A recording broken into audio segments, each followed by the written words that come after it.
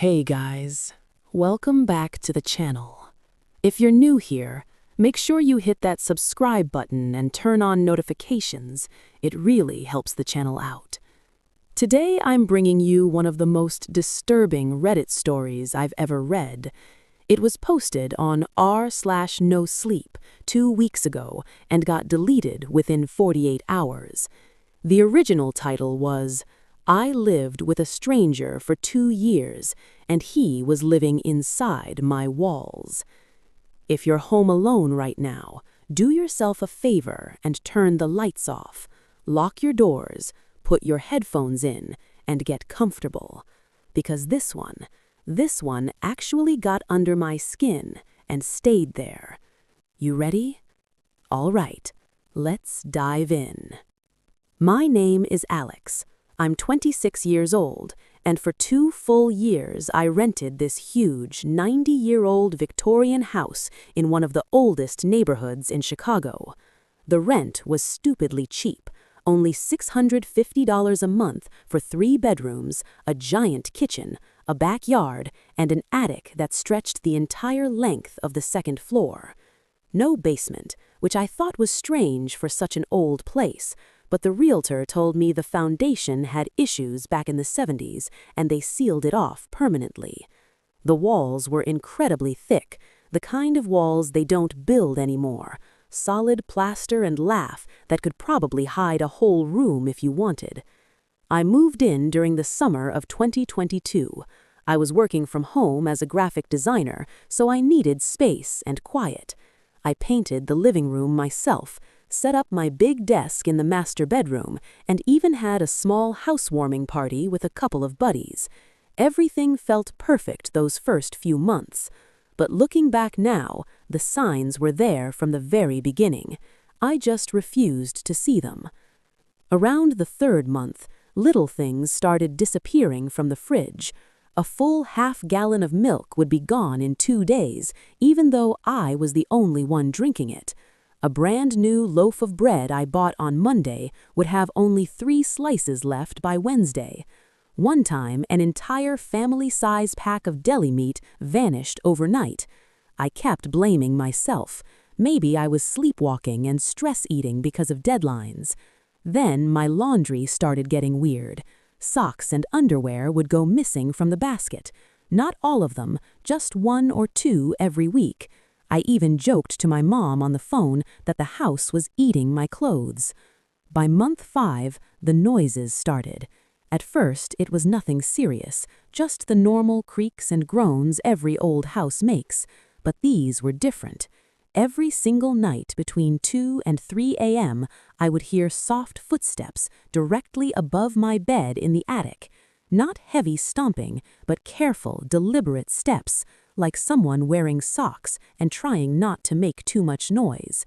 The attic didn't even have proper stairs. You had to pull down this rickety ladder from the hallway ceiling.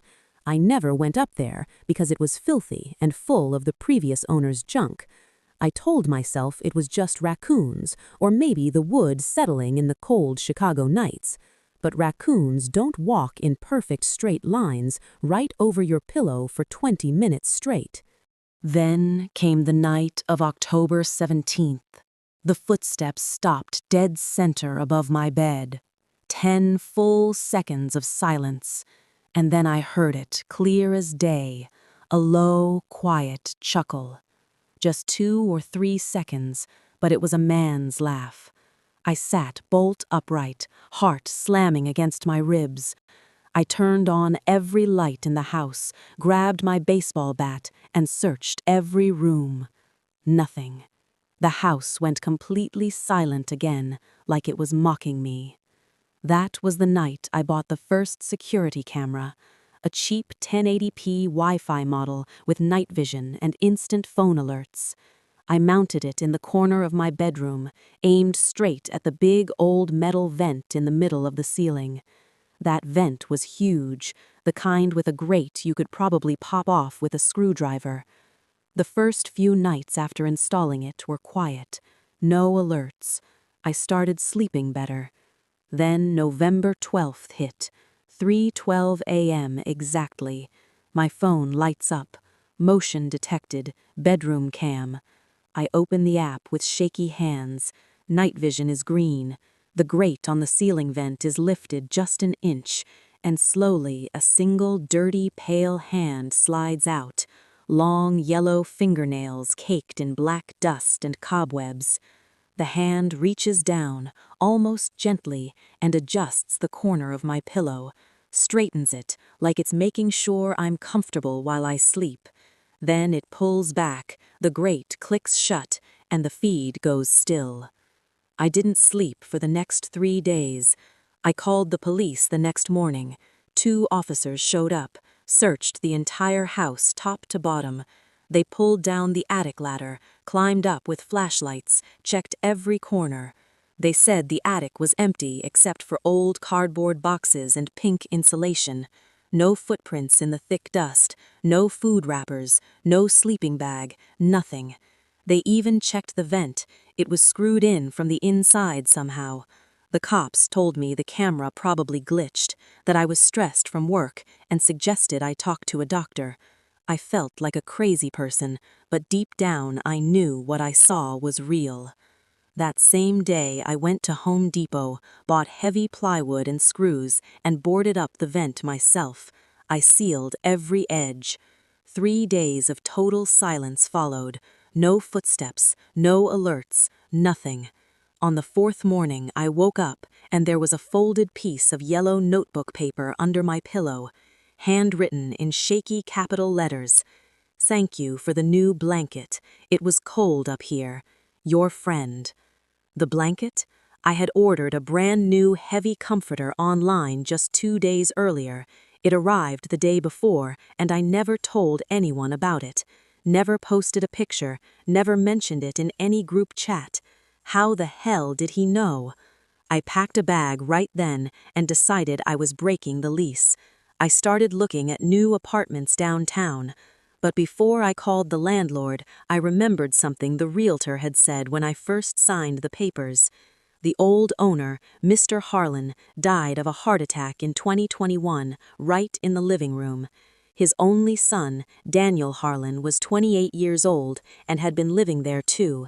Daniel disappeared the exact week his father died. Police searched the house for days, brought cadaver dogs, checked the walls and attic, never found a body. The case went cold. Everyone assumed the kid ran away or killed himself somewhere else. I spent the next 2 days digging online, found old Chicago Tribune articles. Daniel was 6'1", very skinny, long dark hair, kind of a loner who rarely left the house.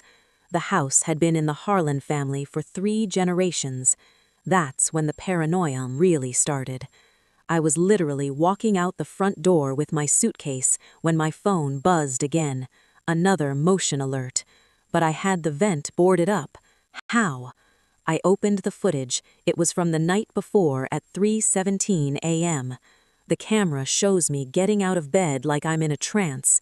I walk straight to the vent, use my bare hands to unscrew the plywood, even though I had used power tools, lift the grate, and a hand shoots out and grabs my wrist hard. It starts pulling me upward into the black hole of the attic. But the worst part, the part that still makes me sick to my stomach, the person on the camera wasn't me.